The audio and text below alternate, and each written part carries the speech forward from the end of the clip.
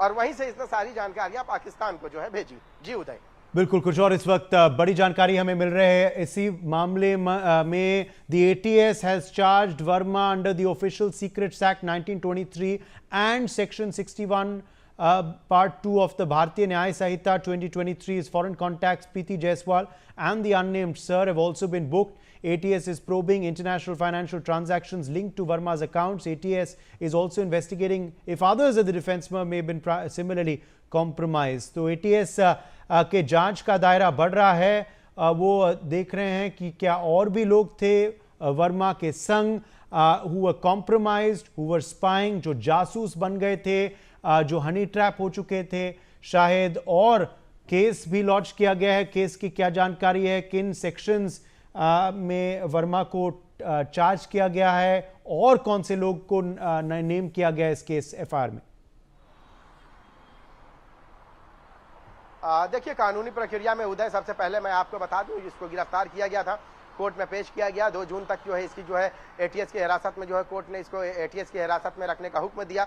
2 जून यानी कल इसे दोबारा जो है कोर्ट में पेश किया जाएगा। उसके बाद जो है संभव है कि इसको मजीद जो है इसकी हिरासत एटीएस को दी जाए।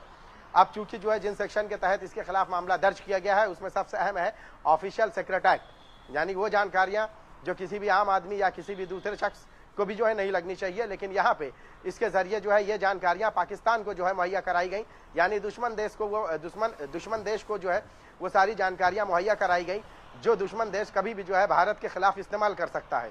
इसकी सबसे जीती जागती मिसाल जो है आपको मैं बता दूं कि हैदराबाद में भी जो है कुछ इसी तर्ज पर जो है कई अफसरान की गिरफ्तारी हुई थी, जो है राफेल और उससे जुड़े कई मामलों की जो है जानकारी दे रहे थे। इससे पहले नागपुर में जो है एक गिरफ्तारी हुई थी जिसने ब्रह्मोस की जानकारी दी थी। इसके पहले पुणे में एक साइंटिस्ट की गिरफ्तारी हुई थी जो इसी तरह से जो है हनी ट्रैप के खेल में फंसकर भारत की वो संवेदनशील जानकारियां जो है पाकिस्तान यानी दुश्मन देश को जो है सप्लाई कर रहे थे।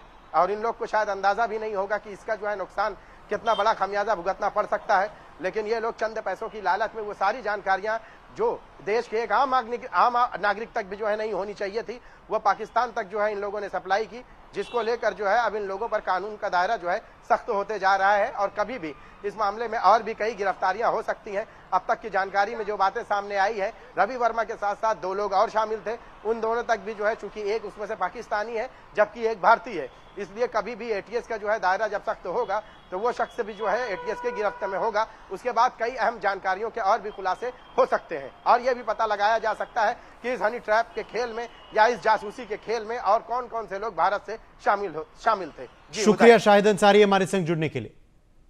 Indigo CEO